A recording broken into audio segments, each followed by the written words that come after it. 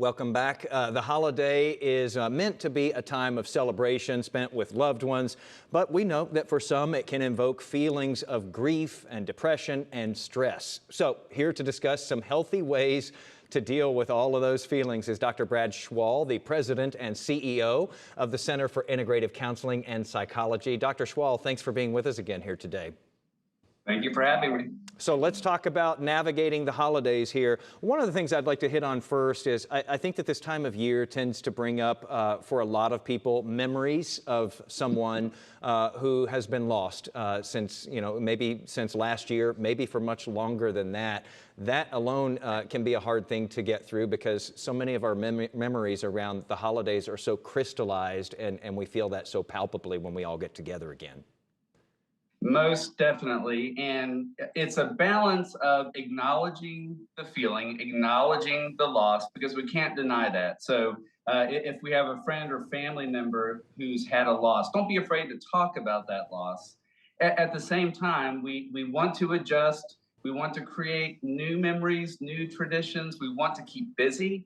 We for sure want to take care of ourselves physically. So our diet and eating well, not drinking too much. So by taking care of ourselves physically, we're also prepared for dealing with those emotions that will come up. So not pushing down the feeling, but if you're newly dealing with a loss, it's okay to keep busy and do perhaps some new things to keep your mind on the present. And maybe talk about that person, maybe make a toast to that person, that they're sort of there in spirit too.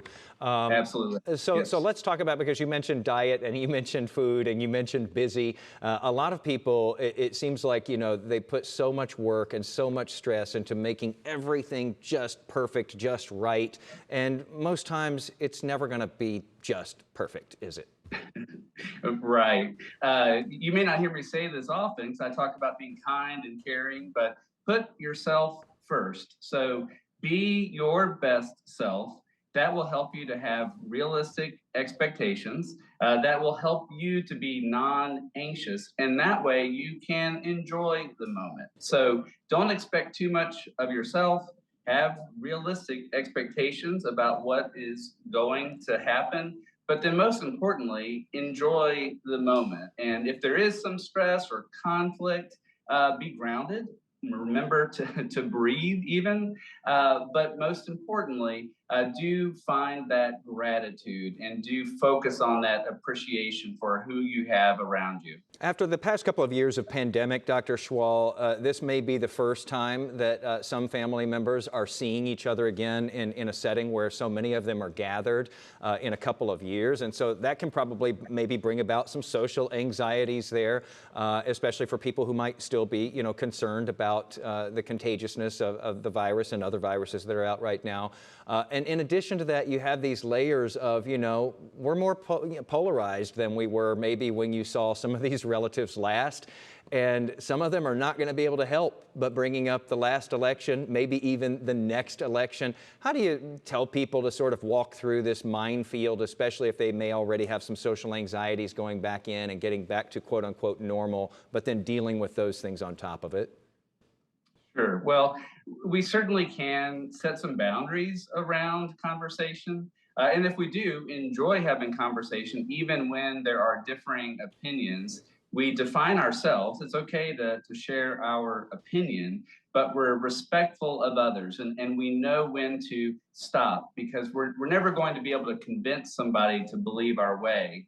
But if we are okay with having a conversation, talking about what we believe in terms of, I believe this is important, and then respecting the other, those conversations can go well. Again, have those boundaries. Decide for yourself how you want to enter into being with family. Observe. Sometimes we get triggered and drawn in if we get exasperated by what somebody said. But if we can observe and stay calm and grounded, that can help us to be present in a respectful and also a peaceful way. Good advice there. Don't get drawn in. Maybe pretend that you're just watching a movie there in front of you and take a deep breath while they're going on and on. Dr. Brad Schwall, President and CEO of the Center for Integrative Counseling and Psychology.